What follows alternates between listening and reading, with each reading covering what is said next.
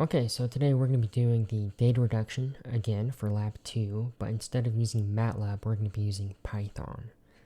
So, of course, MATLAB, I said that it was required for this class. But you can also use different programming languages if you want as well. So, if any of you use Python, you can use Python or any other programming language that you would like to use. I just don't want you to use Excel, which is still a good skill to have, but I want to focus on programming for the data reduction for this class. Alright, so if you don't have Python installed on your system, I don't think Windows installs it by default, because they don't. If you have Mac or Linux, it's going to install Python by default. But if you're on Windows, there's different methods to install Python, but kind of just the usual basic method. Go to python.org/downloads and you can download the latest version of Python. Once you have Python installed, you're going to go into any text editor that you want. So let's go back here. Oh boy, what's it called? Oh yes, VS Code. So a very popular text editor is actually from Microsoft, and it's called Visual Studio Code, or people usually say VS Code. That's a good one. I've only used it a few times, but people like that. I think people also like Sublime Text. Or if you want to be a hipster like me, not really, but kind of, you can use something called Vim, or really what I use is something called NeoVim. And you can install this, and I'm pretty sure they have it for Windows as well. Let's go to documentation. Let's see, install. Sorry, I'm doing some of this off the fly here. Yep, so you can get it on Windows. You need to install a package manager called Chocolatey. Okay, and that'll allow you to install NeoVim. And, you know, I might make some other videos on NeoVim and LaTeX and stuff like that, just because that'll be useful for some of you for throughout undergrad and even afterwards. If you're on Mac, you can use Homebrew. Homebrew is real good. I use that on my laptop pretty often. Alright, so there you go. You can get that, and basically that's what I have here. So what I'm in right now is Vim. Basically, it's a text editor, like I said. So, you know, to go into this file, if I'm in the command line here, I can say nvim for NeoVim, and type in experiment2 straingauge.py, and then I could open that up, which I guess I already had that open up somewhere else. But for the video, it's _vid. Oh, did I not save that? I didn't save it. Okay, so yeah, we'll make a new one right now here. I forgot my camera. Okay. So we type in nvim, and then whatever we want our new file to be. There we go, and this is what I had before. Anyway, so basically, you know, you can use Python in any text editor that you want to use. Once you have Python installed, you need to install some other programs that we're going to use for this data reduction. So you're going to go into your terminal. So if you're on Windows, let's see, I know there is PowerShell. I don't think that's used very often for this stuff. So if you just type in terminal, you should be able to pull that up. I think it's called the command prompt, right? In Windows. Or if you're using Mac, you type in terminal, and there's a terminal there. You can install different terminals, so what I'm using is something called Alacrity. You can get that on Mac as well. But whatever, long story short, you're going to open up your terminal, and Python comes with something that's their own package manager called pip, which stands for package installer for Python. And basically pip is its own command to install different programs or packages. So one of them that we need is called the Numpy, or Numpy, I don't know how you pronounce it. So we type in pip install Numpy. Now I already have it installed, so it says that I already have it. And another one that we need is called pandas. Great name. Okay, pandas. And I already have that installed as well. And then another one we need is called matplotlib, which will allow us to plot things. So matplotlib, and I already have that. So Numpy is more for mathematical things. I might go into depth with that stuff in a later video and in more depth. And pandas is for, you know, it's for a lot of things, but let's just say data management for now. Let's actually go here. So we got Numpy. Okay. Numpy, it's a library in Python for arrays and matrices. So that's the official definition. And then we have, I'm probably just going to get pandas on. Oh, nope. Okay. In Python for data manipulation and analysis. Okay, for data structures. Big thing there. Alright, so the first things that you're going to be doing once you're in your text editor is you need to actually import those libraries that you just installed. So what we're going to do is import Numpy as np, and this will import that program for us into Python. And let's move this over. Okay, so we're saying import Numpy as np, and basically when we want to use a command with Numpy, instead of typing out Numpy, we can just type in np. Same thing for pandas. We're going to import pandas as pd. These are kind of used as convention, by the way, so you'll often see people in their scripts importing Numpy as np and pandas as pd. But I could say, like, import pandas as, I don't know, pnd, you know, that's fine. Okay, and then we import matplotlib.pyplot as plt. That's going to be so we can plot our graph, so we can make that. And these two lines here, we actually don't need them. I might use Bokeh in another video. That's a plotting library that's available in Python. You can make some really nice pretty plots in there. They're really used for making interactive plots. But again, we don't need that for this video. So just like in MATLAB, the first thing that we're going to do is read in the data that we have. So to do this, we need to use pandas. And remember, I said we imported pandas as pd. So we're going to be using a pandas function called readExcel. So to use that, we say pd.readExcel. We're using pandas, so pd. And to use our function here, we're going to say dot readExcel. And that'll allow us to read in an Excel file. So I'm using the same Excel sheet that I did in the video that I made for in MATLAB. So for that, we have 3 different sheets here. So 1, 2, 3 sheets. And we want to import all of them. All right, and I also renamed these variables up here because we're going to be calling those variables in Python.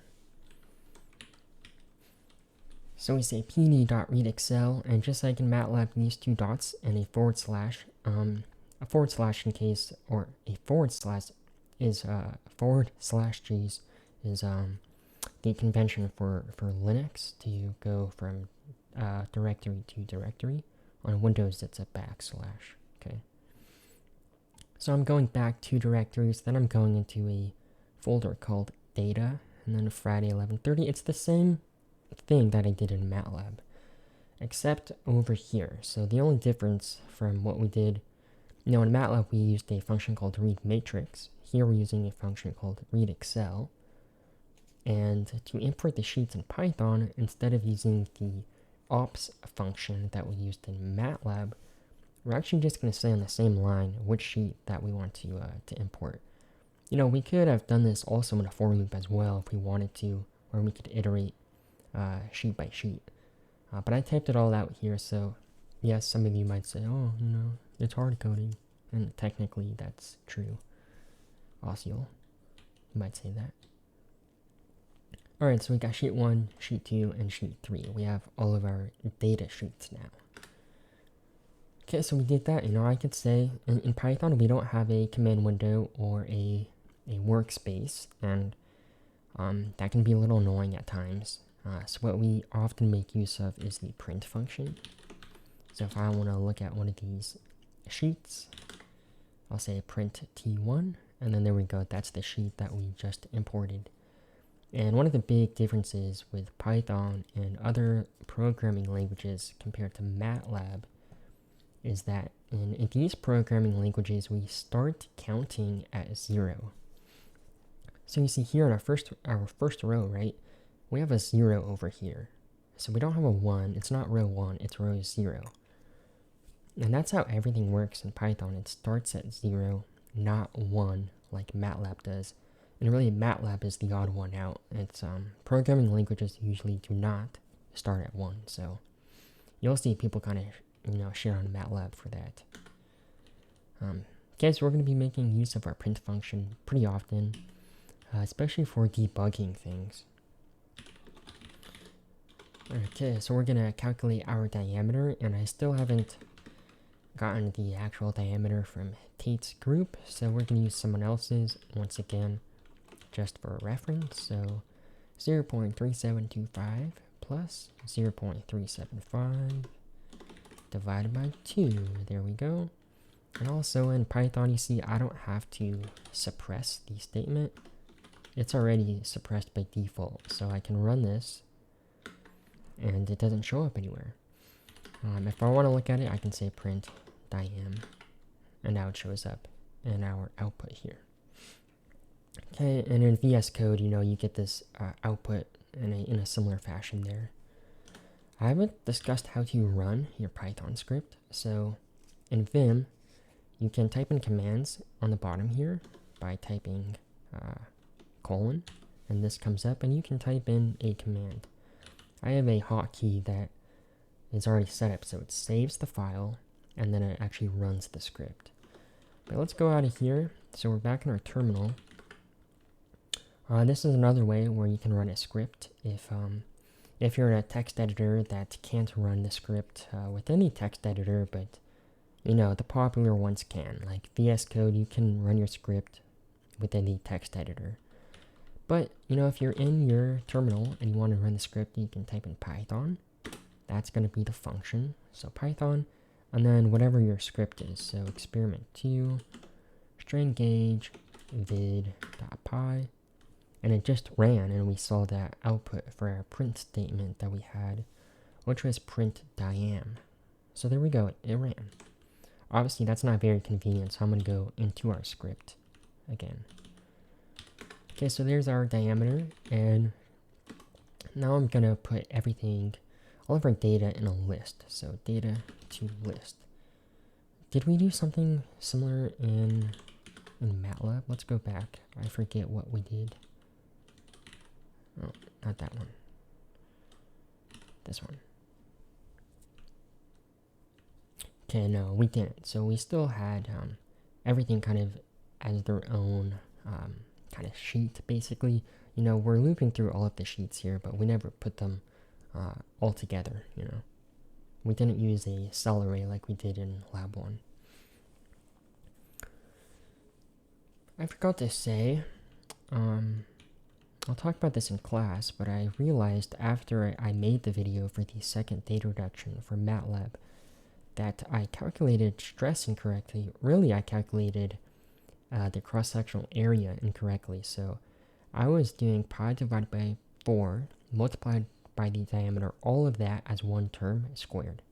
That's not what it should be. It should be pi divided by 4. Oh, I didn't even update it here. I thought I did. So it should be pi divided by 4. Okay, let's go over here. All of this is going to be the denominator, but it should be pi divided by 4, and then times the diameter squared. So only the diameter is being squared here. Okay, that's how it should have been. But again, I'll talk about that in our class this Thursday or Friday. Okay, so again here we're going to put all of our data in one list. So lists are something that you use in in Python.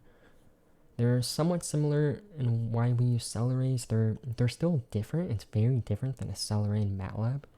But I can make what's called a list here, and I can store multiple things within that list, so like multiple arrays in that list.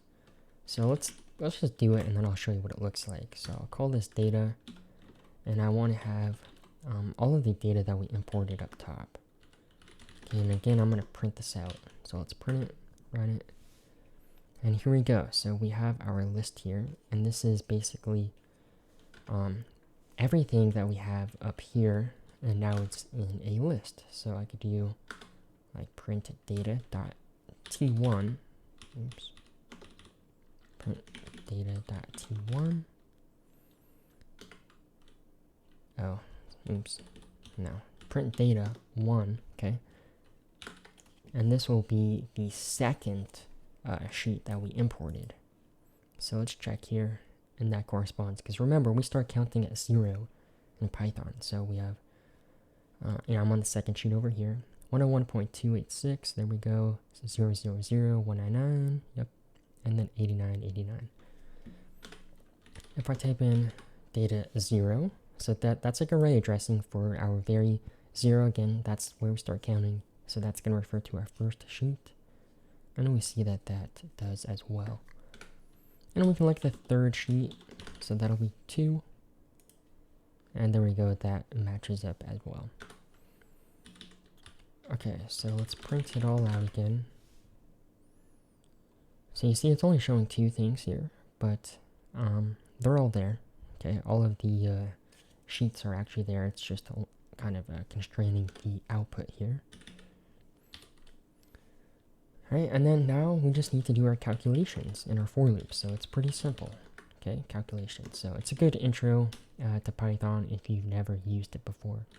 So we're going to say for n, that's our counter variable.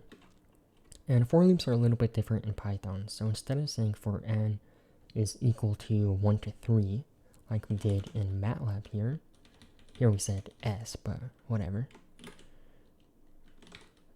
Here we're going to say for n in range 3. Okay, there's different ways to do for loops in Python as well. But here we're going to say for n in range 3. And for now, so we can understand what's going on, let's just print n. So what's happening here is on our very first loop, we're starting our counter at 0. So we have 0, n is equal to 0 on the first loop. We go on the second loop, and then n is going to be equal to 1, and then the third loop, n is equal to 2. Okay, so we're iterating for 3 different things, basically 3 different sheets. Okay, so, we want to do our calculations, of course, so let's calculate stress here. And that's going to be our load divided by our cross-sectional area. So to do this, we'll type in stress. We'll solve for that. Let's do data n dot load. Let's just do this for now. Okay, let's run this, and what's going to happen is we are going to go into our list that we made right here, and we're going to loop through each part of that list. So those 3 sheets that we put in that list, or basically those 3 matrices that we put in that list, we're going to loop through every single one, but specifically we're going to be looking at the load column within those matrices. That's why I renamed everything in the top row to be consistent. Okay, load, deformation, and SG. So let's run that. Let's print it out. So print stress. And here we go. Again, it's only showing 2 right now. I think it's because I'm zoomed in so much. I think if I zoom out, it might show all of them. Yeah, I see here now it shows all of them. Okay. Yeah, I'm gonna zoom back in because it might be harder for some of you to read everything. But for now, let's check it. So again, we're looking at the load column for all of these matrices. So on our first loop, when n is equal to 0, we're looking at sheet 1, and that's all of these numbers here. We can see that. Sheet 2, all of that matches up as well. And then let's go to sheet 3, and we see all of that matches up as well. Okay, zoom back in. Okay, there's our load, and now we need to divide that load by the cross-sectional area. And now this is when we're going to be using Numpy. So right now we just have the diameter, And, you know, I can calculate the cross-sectional area, you know, here if I want. But let's just do it like we did in the MATLAB video. And we're basically going to calculate the cross-sectional area just within this line. So we can't just type out pi, because Python doesn't have a predetermined variable for pi. You know, if we type in pi, and we run this right now, it says pi is not defined. Well, Numpy does have pi defined, so we're going to type in np.pi. And let's just show that this is indeed pi. So let's print out np.pi, and there you go, we have pi. So we have np.pi, and again we want to put the entire denominator within parentheses. So let's do np.pi divided by 4. So we have pi divided by 4 and multiplied by the diameter squared. So to do squared or a power in Python, we're going to type in pow. That's our function. Whatever we want to raise to a power, so for us that's going to be the diameter, and then we're going to put comma 2. So here, all of this is diameter squared. Now we can run that. Let's print out stress again. Do print stress, and bada bing bada boom. Yep. Okay, there we go. Let's go back here. Okay, no, this one isn't updated. I really thought I updated this stuff. So let's do. Oh yeah, it is. Never mind. Okay, let's run our MATLAB script here. And then we're going to look at our stress values and we're going to compare them. So this is the last run that we have here. So let's look at our very last number.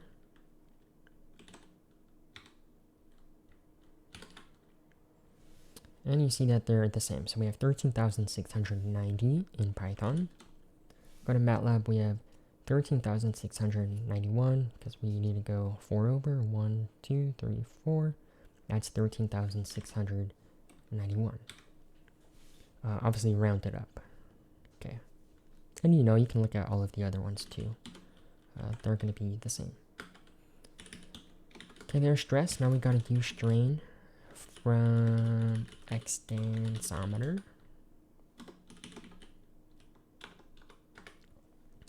So let's do, strain.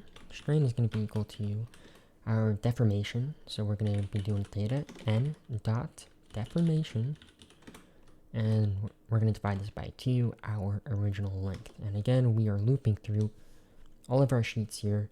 And instead of looking at the load column, we're looking at the deformation column. There we go, very simple. And now let's do strain conversion, or let's say conversion for strain gauge. There we go. Call this strain gauge. That'll be equal to theta n dot what dot sg. We want to look at that column for the strain gauge. And then we want to multiply that by 10 to the negative 6. So we're going to use our power function again.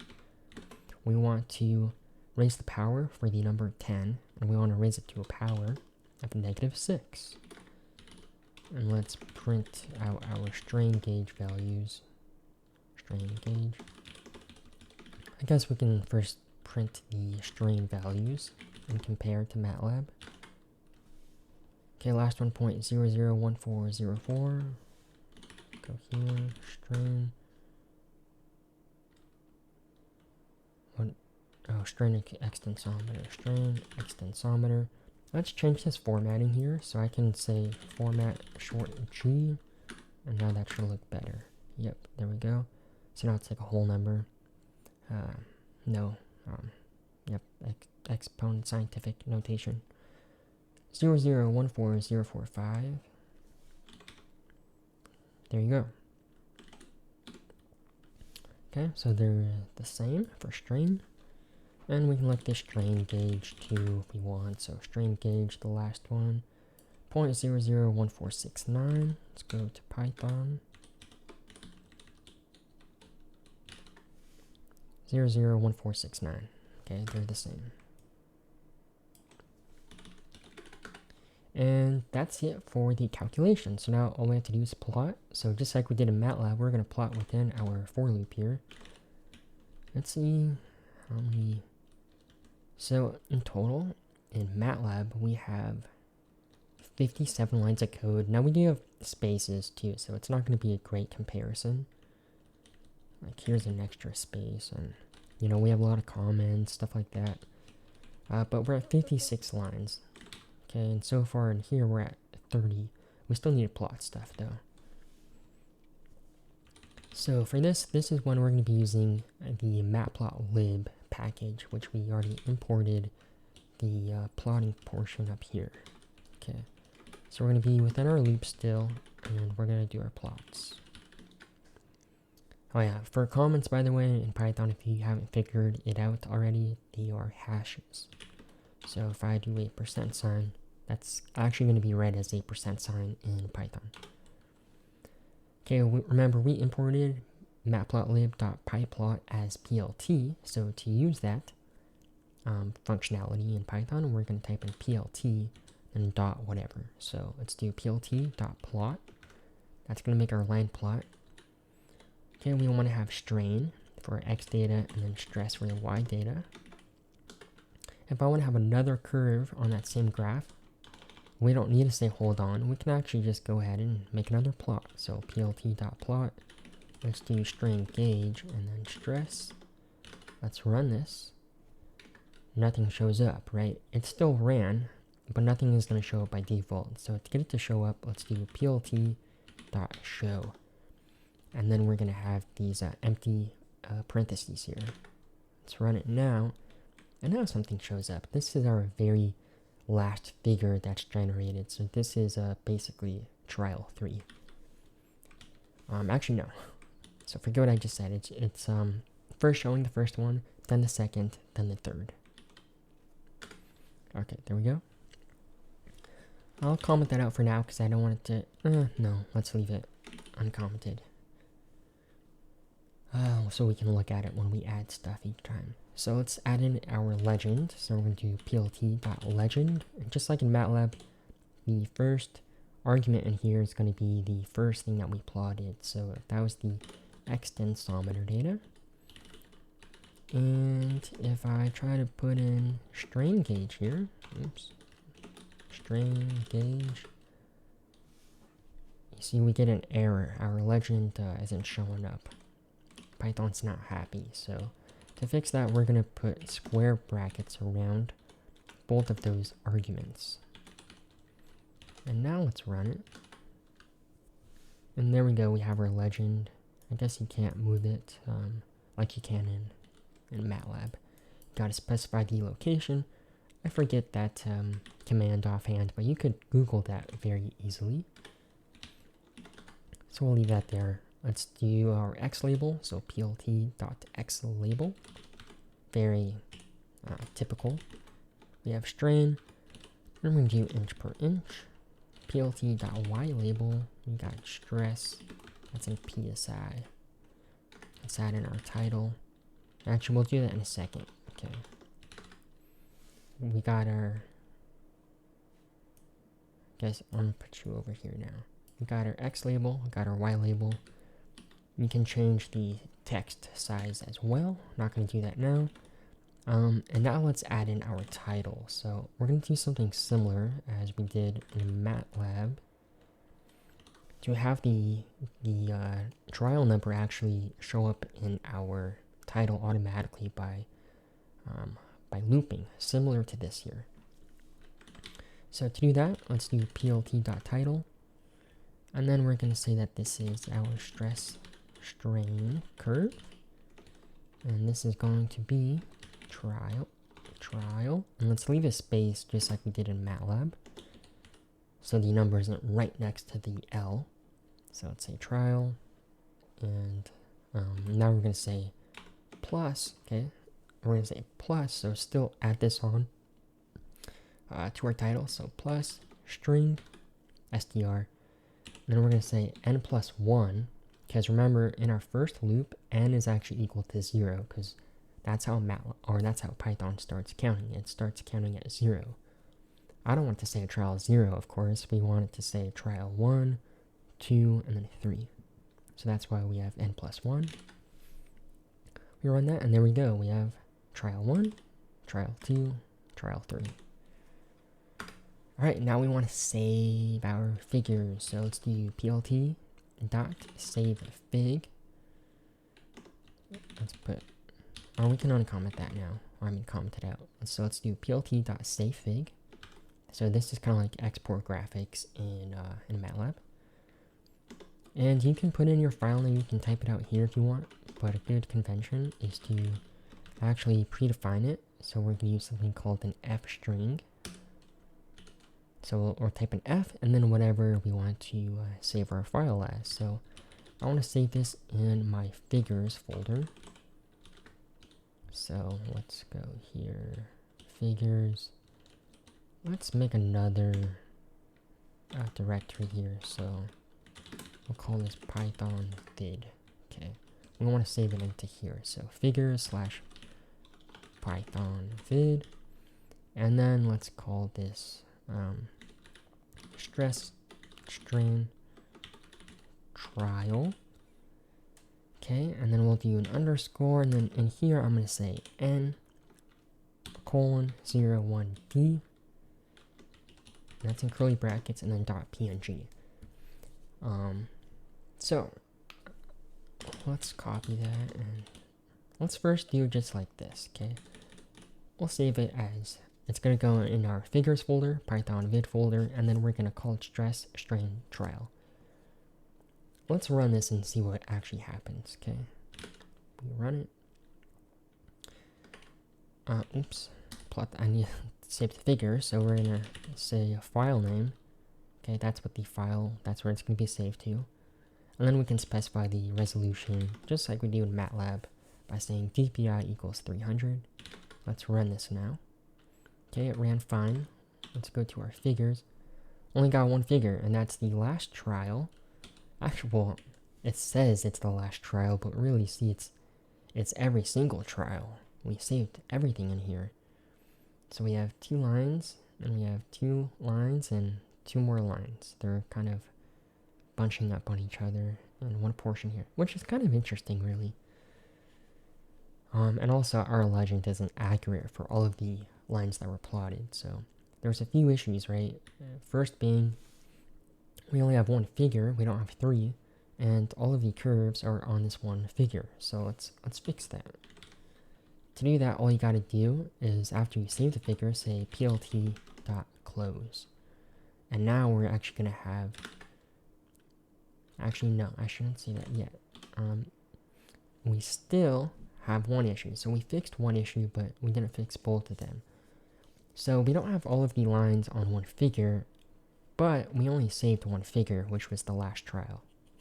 So yeah, this curve is correct, but it's and it's correct for the 3rd trial, but we don't have trials 2 and 1 saved in here. So what we want to do is, instead of, basically what we're doing is we plotted the first figure, and then once we got our second pass in our loop, we overwrote that plot that was saved, and then we overwrite the second plot that is saved. And so in the end, we're only saving one of them.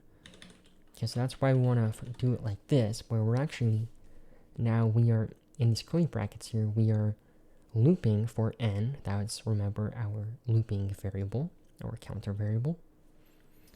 And here we are saying to have 1 digit. So, our first file is going to be called stress strain underscore, or let's say stress underscore strain underscore trial underscore 1. The second one will be underscore 2 at the end, third underscore 3 at the end.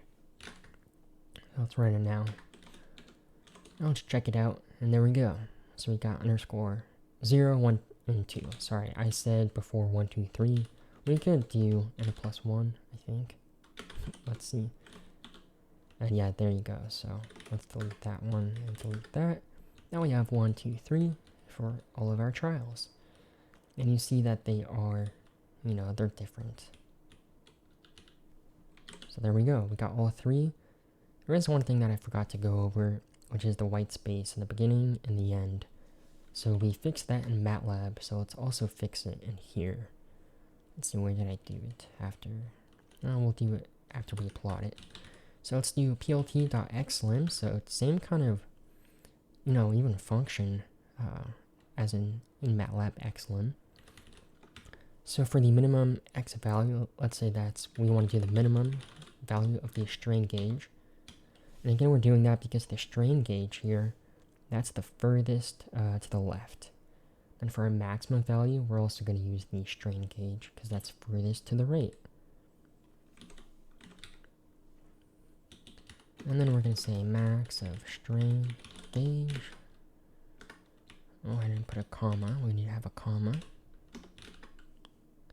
We run a script. It's done. Let's check it. And there we go. Now it's nice and constrained. And also, you see my X-ticks, they were, by default, it was better than MATLAB. We actually had to change, or we had to specify the X-ticks that we wanted for every figure. By default, Python, or really Matplotlib, did a good job here for having an appropriate X-tick and step size.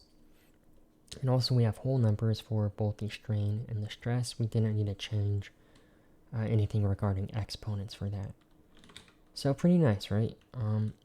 And this is a very simple script, but you see how similar, at least this script was to MATLAB. A lot of it was very similar.